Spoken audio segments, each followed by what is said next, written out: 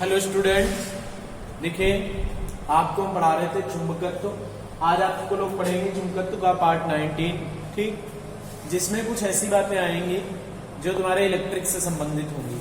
Electric में हम लोग पढ़ते थे कि कूलाम का व्युत्क्रम वर्ग नियम, कूलाम का व्युत्क्रम वर्ग नियम, दो आवेशों के बीच लगने वाला बल आवेशों की मात्राओं के गुणनफल के अनुक्रमानुपाती और उनके बीच की दूरी के वर्ग के व्युत्क्रमानुपाती होता है। उसी प्रकार आज है कि चुंबकत्व में कूलाम का नियम, चुंबकत्व में कूलाम का नियम क्या है? देखिए कि यदि दो ध्रुव हो, ठीक, या M1 M2 ध्रुव सामर्थ्य के दो ध्रुव हो, चुंबकीय ध्रुव, एक की ध्रुव सामर्थ्य M1 हो और दूसरे की ध्रुव सामर्थ्य M2 हो और इनके बीच की दूरी क्या हो? R हो, ठीक। यदि M1 व M2 ध्रुव सामर्थ्य के दो ध्रुव एक दूसरे से R दूरी पर रखे हो, वहां पर हम लोग क्या पढ़ते थे? यदि Q1 व Q2 आवेश एक दूसरे से R दूरी पर स्थित हो, यहां पर लिख देंगे यदि M1 व M2 ध्रुव सामर्थ्य के दो ध्रुव एक दूसरे से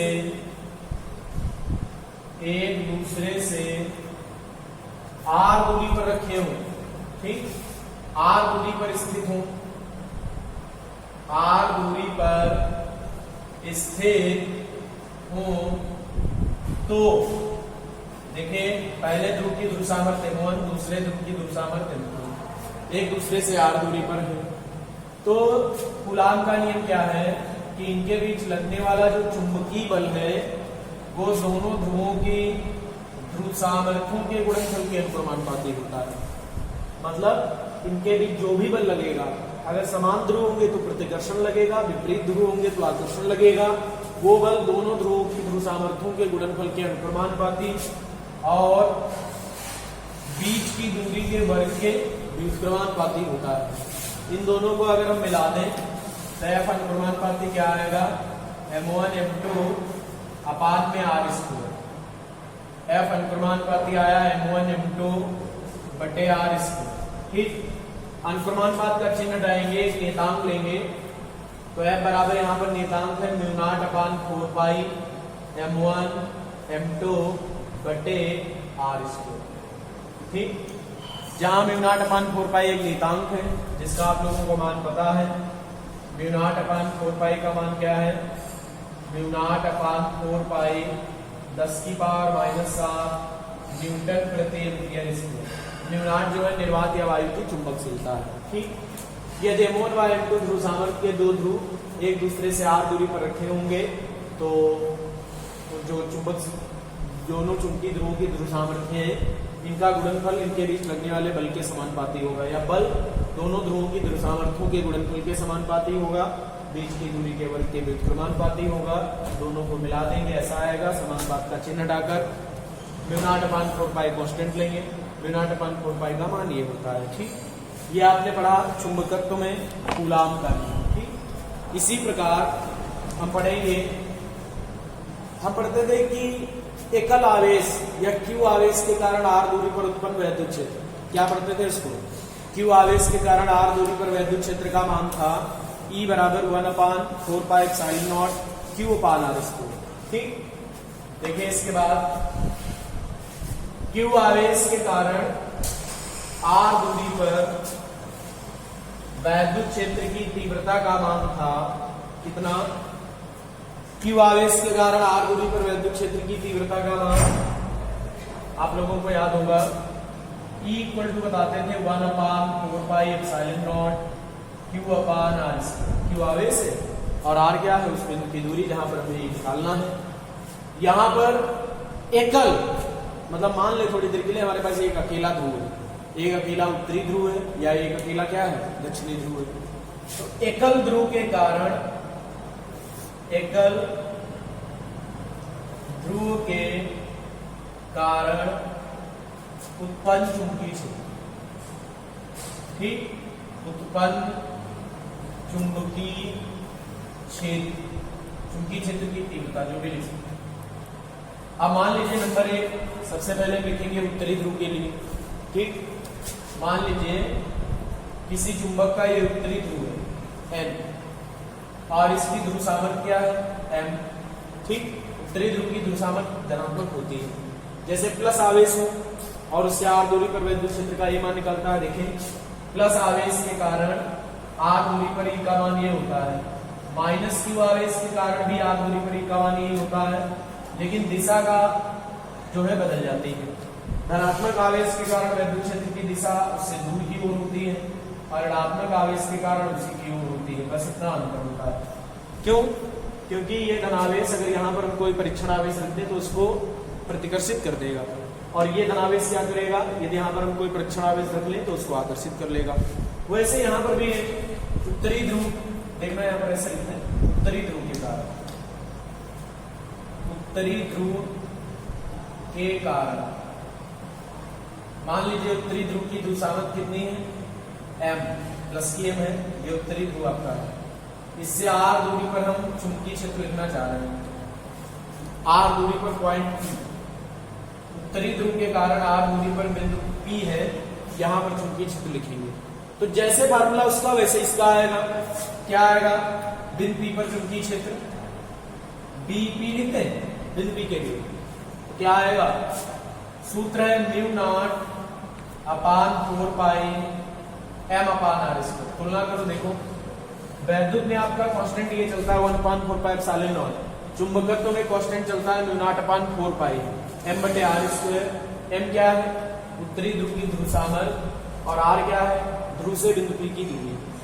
अब इसकी चूंकि चुंबकीय क्षेत्र एक सदिश राशि है तो दिशा बतानी पड़ेगी, तो इसकी डायरेक्शन याद रखना है आपको। इसकी डायरेक्शन, यहां हम डायरेक्शन कैसे निकालते हैं, यहां डायरेक्शन निकालने के लिए मान लेते हैं यहाँ पर एक परीक्षण आवेश है, परीक्षण आवेश को रिपल कर देता है, वो डायरेक्शन आ जाती है।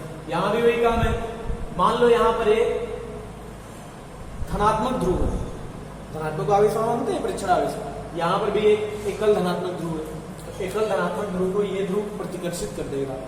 उत्तरी ध्रुव के कारण जो चुंबकीय क्षेत्र की दिशा आएगी वो बिंदु P से दूर की ओर, या ऐसे आएगी N से P की ओर। ठीक, यहाँ पर लिखेंगे दिशा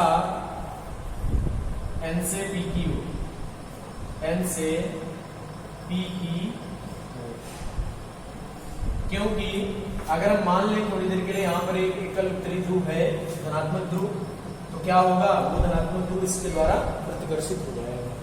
तो उत्तरी ध्रुव के कारण जब कभी भी चुंबकीय क्षेत्र की दिशा पूछी जाए तो उससे दूर आएगा। देखो N ये उससे दूर की ओर दिशा होगी। जैसे ये प्लस आवेश था तो इसके कारण विद्युत क्षेत्र की दिशा इससे दूर, वैसे प्लस मतलब धनात्मक उत्तरी ध्रुव के कारण भी दिशा दूर की ओर होगी। ऋणात्मक ध्रुव कौन होता है चुंबक में, दक्षिणी ध्रुव। तो नंबर 2 लिख देंगे, दक्षिणी ध्रुव के कारण, दक्षिणी ध्रुव के कारण क्या आएगा, दक्षिणी ध्रुव के कारण, तो दक्षिणी ध्रुव के कारण मान लो ये दक्षिणी ध्रुव है S, इसकी ध्रुव सामर्थ्य ऋणात्मक होती है और इससे R दूरी पर पॉइंट P मान लें, यहां पर मैं चुंबकीय क्षेत्र निकालना हूं। ठीक, तो सूत्र आपका क्या रहेगा, BP equal to mu naught upon 4 pi M बटे R स्क्वायर। मान वही है, दिशा का चिन्ह हो जाएगी। दिशा यहाँ पर अगर हम धन ध्रुव माने तो धन ध्रुव को दक्षिणी ध्रुव अपनी ओर खींच लेगा, तो दिशा इसकी P से S की ओर हो जाएगी। लिख देंगे दिशा P से S की ओर। ठीक, याद रखेंगे उत्तरी ध्रुव के कारण दिशा उत्तरी ध्रुव से दूर आएगी, जबकि दक्षिणी ध्रुव के कारण दिशा जो होगी ये BP रहेगा इस डायरेक्शन में, यहाँ इधर BP रहेगा, क्योंकि यहाँ पर धन ध्रुव अगर रखें तो वो अट्रैक्ट हो जाएगा, तो BP की डायरेक्शन ही वहां पर BP की डायरेक्शन हो जाएगी।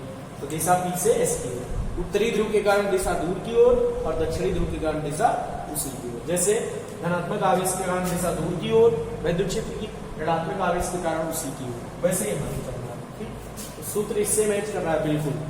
वहां पर चूंकि आवेश चल रहा था तो आवेश आया, कांस्टेंट आपका 1/4 एप्सिलॉन नॉट था। यहाँ पर धूल सामर्थ्य चलती इसलिए m आया, यहाँ पर कांस्टेंट म्यू नॉट अपान 4 पाई। ठीक, इसके बाद हम लोग वैद्युत में पढ़ते थे कि वैद्युत द्विध्रुव के कारण अच्छी तथा निरक्षी स्थिति में वैद्युत क्षेत्र की तीव्रता पढ़ते थे ना। वैद्युत द्विध्रुव के कारण अच्छी तथा निरक्षी स्थिति में वैद्युत क्षेत्र की तीव्रता, यहां पर भी वही पढ़ना है। चुंबकीय द्विध्रुव के कारण अच्छी तथा निरक्षी स्थिति में चुंबकीय क्षेत्र की तीव्रता, ध्यान दीजिए, लिखेंगे चुंबकीय द्विध्रुव के कारण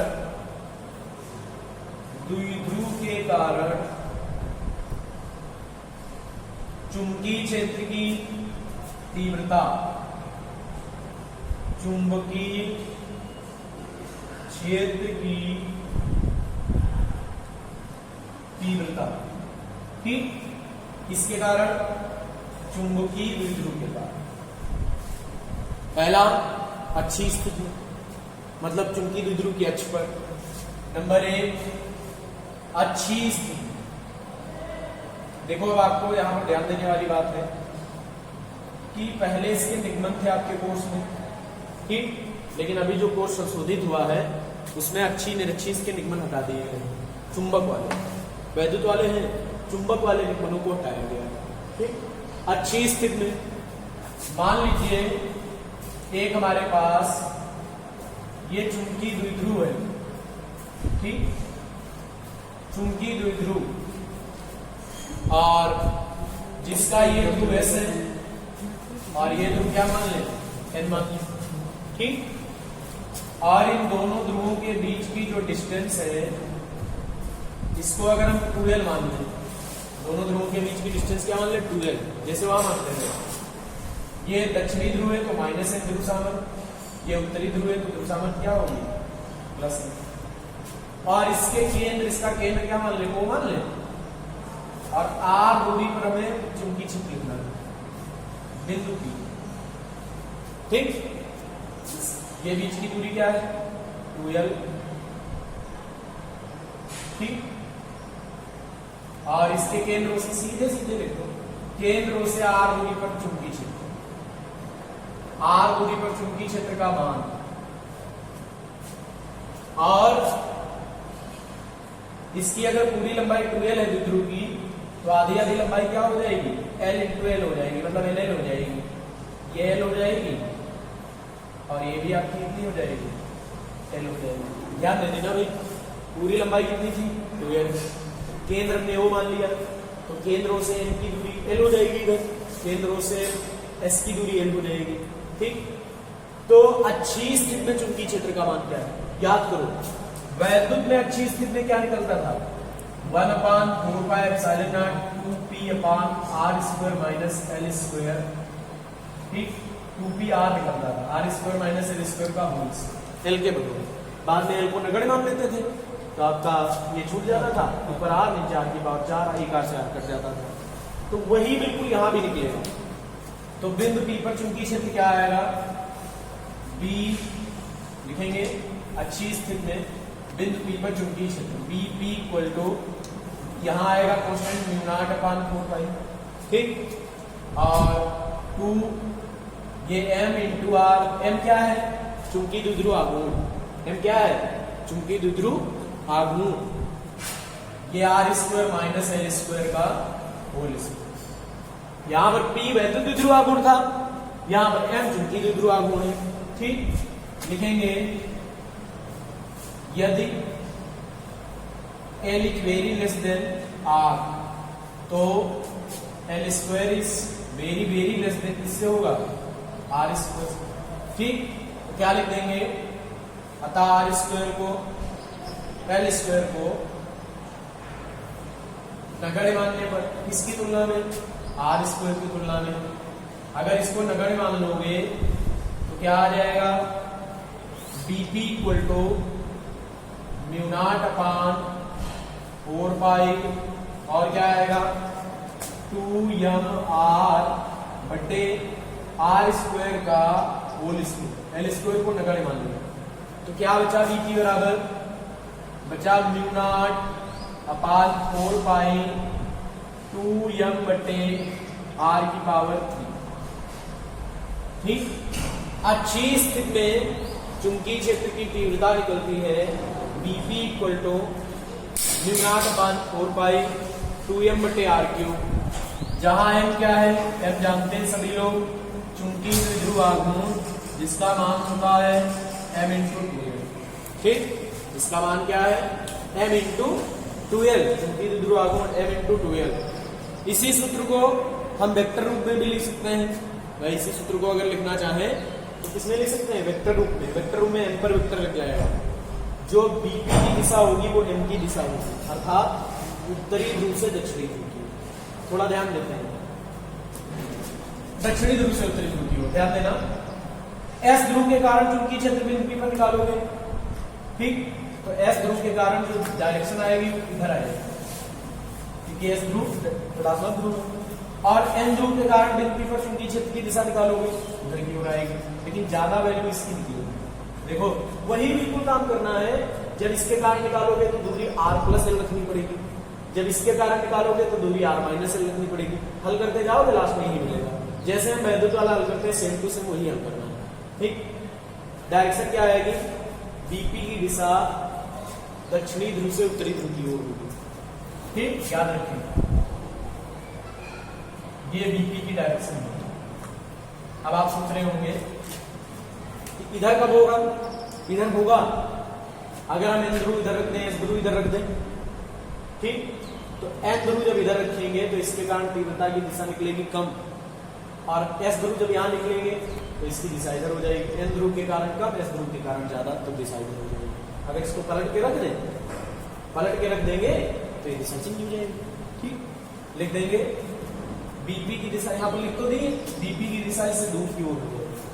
किस स्थिति में हो गया ये, अच्छी स्थिति। इसके बाद कौन सी स्थिति पढ़ेंगे, निरक्षी स्थिति। ध्यान दीजिए, नंबर 2 लिखेंगे। निरक्षी स्थिति में आपको सूत्र याद करना है, मुख्य सूत्र यही है, r दूरी है, m चुंबकीय द्विध्रुव आघूर्ण है। निरक्षी स्थिति, निरक्षी स्थिति में, निरक्षी स्थिति में निकालेंगे। यहां पर दिशा लिख देना है, दिशा Vp की दिशा किधर होगी, उत्तर दक्षिणी ध्रुव से उत्तरी ध्रुव की ओर, S से N की ओर, या ऐसे लिख सकते हैं N से P की ओर। दोनों बातें समझ, चाहो तो N से P की ओर तभी ऐसे रहेगा, S से N की ओर लिखोगे तभी ऐसे रहेगा। ठीक, S से N की ओर जो भी चाहो वो भी लिख सकते हो, यहाँ पर कोई दिक्कत वाली बात नहीं है। अब आते हैं निरक्षी स्थिति में। मान लीजिए चुंबकीय द्विध्रुव है ये, और इसकी ध्रुव सामर्थ्य ये दक्षिणी ध्रुव, ये उत्तरी ध्रुव, ये S और ये N। इसकी ध्रुव सामर्थ्य -m और इसकी ध्रुव सामर्थ्य +m। इनके बीच की डिस्टेंस क्या है, 2l। ये हो गया केंद्र O, तो डिस्टेंस दो भागों में बढ़ गई, L इधर हो गई, L इधर। इसके केंद्रों से R दूरी पर एक पॉइंट मान लें P, जहां पर हमें निकालना है चुंबकीय क्षेत्र। R दूरी पर पॉइंट P है, यहाँ चुंबकीय क्षेत्र निकालना है, तो हम बिंदु P से इसको मिला देंगे, बिंदु P से इनको मिला देंगे। ठीक, ये दूरी आप जान जाओगे r² + l² होगी, ये भी r² + l² होगी। ठीक, और यहाँ पर जो परिणामी चुंबकीय क्षेत्र आएगा वो इधर आएगा, जैसे उसने निकाल दिया ये Vp की जाएगा। तो यहाँ पर Vp बिंदु P पर चुंबकीय क्षेत्र क्या निकलेगा, याद करो, म्यू नॉट अपान 4 पाई और आता था m बटे r² + l² की पावर 3/2। ये तो आता था वैद्युत में, क्या आता था 1/4πε0 और m बटे r² + l² की पावर, p बटे r² + l² की पावर 3/2। ठीक, याद होगा आपको अगर तो कैसे किया था। पहले हमने इस ध्रुव के कारण चुंबकीय क्षेत्र निकालेंगे, फिर इस ध्रुव के कारण चुंबकीय क्षेत्र निकालेंगे। इस ध्रुव के कारण इधर आएगा, इस ध्रुव के कारण ऐसे जाएगा, फिर इसका एक घटक ऊपर निकलेगा, एक घटक इधर निकलेगा, फिर इसके कारण इसका एक घटक नीचे निकलेगा, एक घटक इधर निकलेगा, एक ऊपर वाला घटक एक नीचे वाला निरस्त हो जाएगा, ये दोनों जुड़ जाएंगे, जुड़ेगा तो इधर ही आएगा।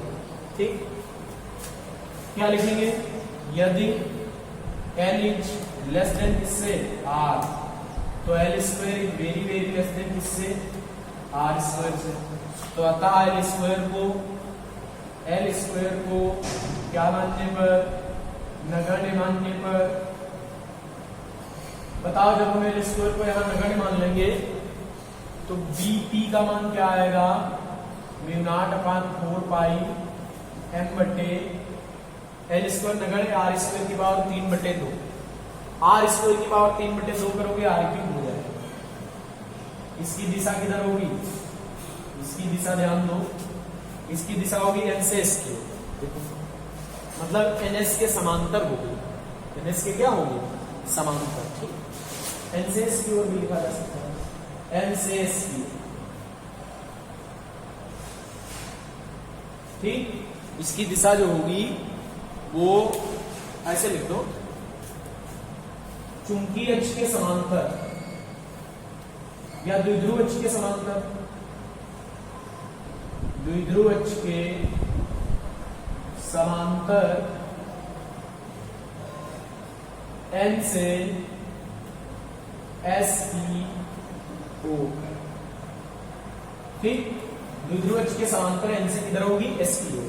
सेम वही सूत्र है, इनके निगमन आपके में कोर्स में नहीं है। ठीक, अब हट गए हैं पहले थे, तो ये दोनों आप नोट कर लेना। ठीक, इसके बाद ध्यान देना सभी को, आप लोगों ने किया था वैद्युत द्विध्रुव को घुमाने में किया गया कार्य, वैद्युत विभव वाले लेसन में निकाला था।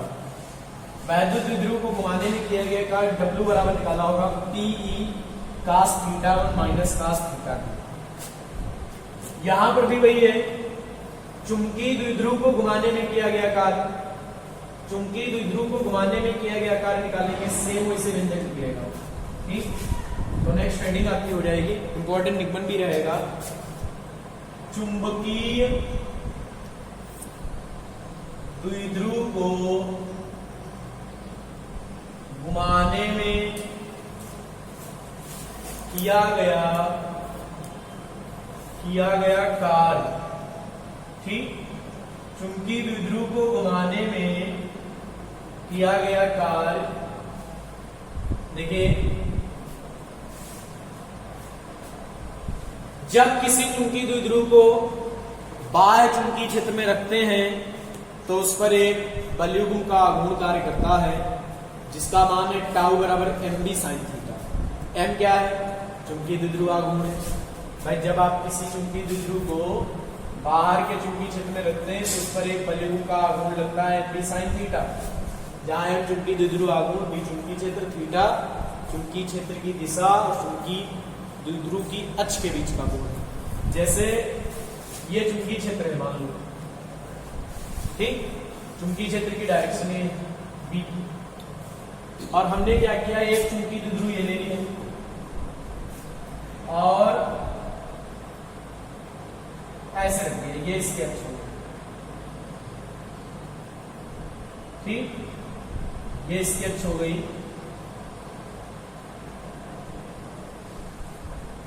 ये मान लो एस ध्रुव है, ये ध्रुव, कोई बात नहीं, और हमने इसको थीटा कोण पर रखा। ठीक, एक चुंबकीय द्विध्रुव है और इसको क्षेत्र की दिशा से थीटा कोण पर रखा, इसका चुंबकीय द्विध्रुव आघूर्ण है, तो इस पर बलयुग्म का आघूर्ण लगेगा, कितना लगेगा, टाउ बराबर mb sin थीटा। अच्छा, टाउ बराबर mb sin थीटा की प्रवृत्ति होती है द्विध्रुव को घुमाकर क्षेत्र की दिशा में लाने की। जैसे द्विध्रुव ऐसे रखा तो जो mb sin थीटा इस पर लगेगा वो इसको ऐसे करना चाह रहा है, ऐसे घुमाना चाह रहा है। ठीक, ऐसे। अब भैया ये बताओ, कोई चीज ऐसे घूमना चाह रही चुंबकीय क्षेत्र के कारण, हम क्या नहीं, इसको हम ऐसे घुमाएंगे, ऐसे चुंबकीय क्षेत्र की दिशा से किसी कोण पर, तब तो हमें कुछ करना पड़ेगा, कार्य करना पड़ेगा। तो इस द्विध्रुव आघूर्ण की प्रवृत्ति, ये बलाघूर्ण की प्रवृत्ति है चुंबकीय द्विध्रुव को कैसे घुमाना, ऐसे घुमाना, क्लॉकवाइज घुमाना। और अगर हम चुंबकीय क्षेत्र की दिशा से इसको किसी कोण पर घुमाएं, जैसे मान लो 30 पर घुमाएं, 35 पर घुमाएं, 45 पर घुमाएं, तो निश्चित रूप से हमें कुछ कार्य करना पड़ेगा, वही कार्य की गणना करेंगे। ठीक, हमारे द्वारा जो चुंबकीय क्षेत्र के द्वारा चुंबकीय द्विध्रुव पर बलिकुंभ का आघूर्ण लगता है उसकी प्रवृत्ति है इसको ऐसे घुमाने की, है कि नहीं है, ऐसे घुमाने की। अगर हम इसको ऐसे घुमाएं तो इस बलाघूर्ण के विरुद्ध हमें इतना ही बलाघूर्ण लगाना पड़ेगा, ऐसे घूम गया तो हमें कार्य करना पड़ेगा, मतलब इस बलाघूर्ण के विरुद्ध हमें कार्य करना पड़ेगा। ये देखो टाउ कौन है, जो इस पर लगा चुंबकीय क्षेत्र के कारण, और जो हम टाउ लगाएंगे वो बाहर का टाउ होगा, एक्सटर्नल। ठीक, बाहर से बलाघूर्ण लगाएंगे तब घुमा पाएंगे। तो यहां पर लिखेंगे कि मान लीजिए एक चुंबकीय द्विध्रुव, माना एक चुंबकीय द्विध्रुव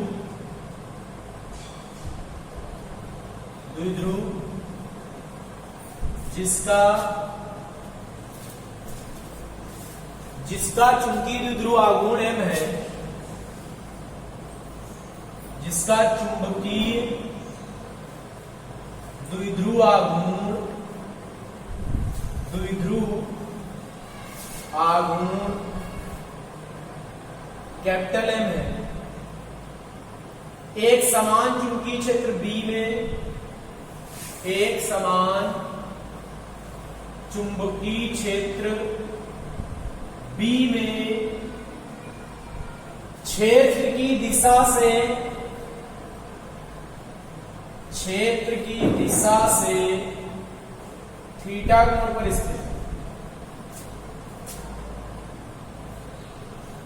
स्थित है, तब द्विध्रुव पर कार्यरत बलिकुंभ का आघूर्ण।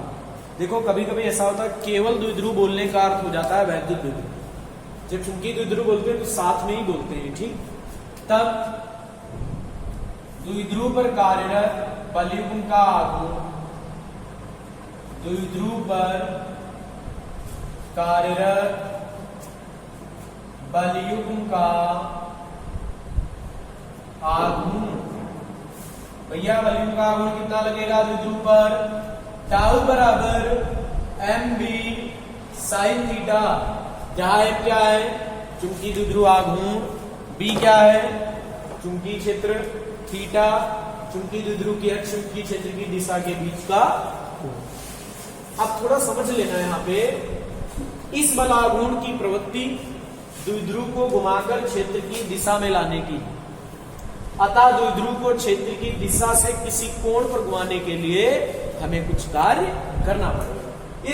इस बलाघूर्ण के कारण ये इधर घूमना चाहता है, और अगर हमें इसको चुंबकीय क्षेत्र की दिशा से घुमाना है तो कुछ कार्य करना पड़ेगा। ठीक, लिखेंगे द्विध्रुव को क्षेत्र की दिशा से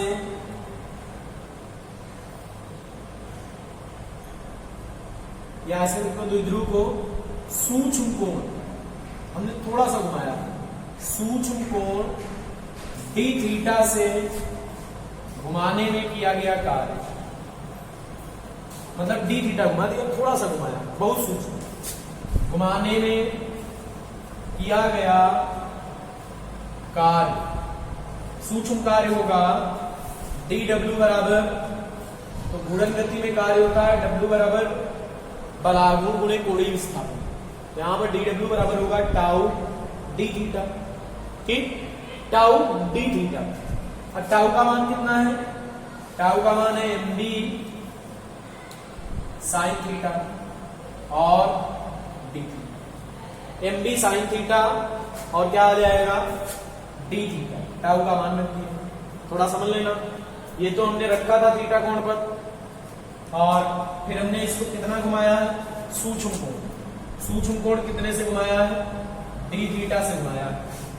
जैसे ये चुंबकीय क्षेत्र हो गया था बी, और इसको ये एच पहले कितने कोण पर थी, थीटा पर। बाद में हमने इसको थोड़ा सा घुमा दिया,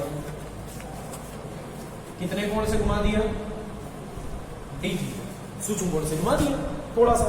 तो ये चुंबकीय द्विध्रुव नहीं बनाया हमने, थोड़ा सी अच्छी दिखा दी है, डी थीटा से कोण से घुमाने नहीं था कार्य को।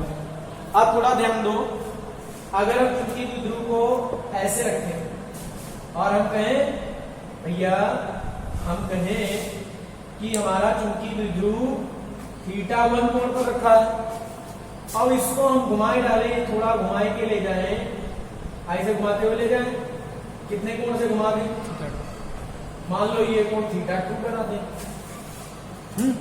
कोणीय विस्थापन θ2 माइनस θ1 हुआ, मतलब पहले θ1 कोण पर था, थोड़ा हमने घुमा दिया, कोण θ2 हो गया। तो द्विध्रुव को θ1 से θ2 कोण तक घुमाने में किया गया कार्य, तो समाकलन कर देंगे, लिमिट ले लेंगे θ1 से θ2, थीटा की लिमिट हो जाएगी θ1 से θ2, लिखेंगे द्विध्रुव को θ1 से θ2 कोण तक, पहले θ1 पर मान लो था, बाद में हमने θ2 तक घुमा दिया, जैसे पहले 30 पर था, बाद में हमने 45 कर दिया कोण।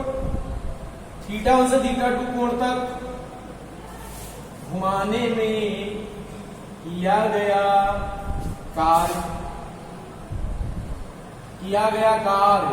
बताओ क्या आएगा, हैं? कार्य, इसका समाकलन कर दें, ये ऊपर मिटा रहे हैं, इसके बाद वाला ऊपर लिखेंगे।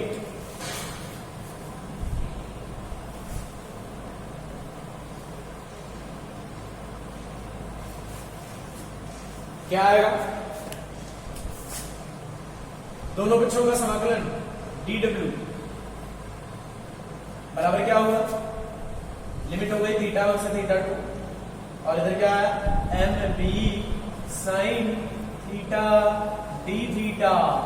देखो dw का समाकलन करो, w मिल जाएगा, चाहो तो ऐसा कर लो, जब θ1 कोण पर रखा था तब तो कोई कार्य नहीं किया था हमने, कार्य की लिमिट 0, अब बाद में θ2 तक घुमाया तो w कार्य कर दिया, तो कार्य की लिमिट हो गई 0 से w, और 0 से w इसका समाकलन करोगे, dw का समाकलन w आएगा, लिमिट लगाओगे 0 से w, w माइनस 0, w रह जाएगा, तो सीधे सीधे w लिख देते हैं, ठीक, ये w हो गया, इधर एम्प्टी बाहर हो गया, अंदर बचा sign theta D theta. Sine theta का समाकलन याद करो, साइन थीटा का समाकलन होता है माइनस का कॉस थीटा, लिमिट हो गई θ1 से θ2, w बराबर क्या है, माइनस चिन्ह बाहर कर ले, माइनस एम डी, अंदर बचा कॉस थीटा, लिमिट θ1 से θ2, लिमिट लगा दे, कॉस थीटा को लिमिट में रखते हैं ना, लिमिट लगा दे भाई, क्या आएगा, w बराबर माइनस एम डी, और क्या आएगा, cos θ2 minus cos θ1, upper limit minus lower limit, w equal to minus चिन्ह का अंदर गुणा कर दें तो w बराबर हो जाएगा एम बी, ये क्या हो जाएगा, cos θ1 माइनस cos θ2, कैसे, ये माइनस यहाँ पर है, माइनस कर दिया, ये माइनस से माइनस क्या हो गया, प्लस हो गया, तो w बराबर हो गया M B cos θ1 minus cos θ2, ठीक।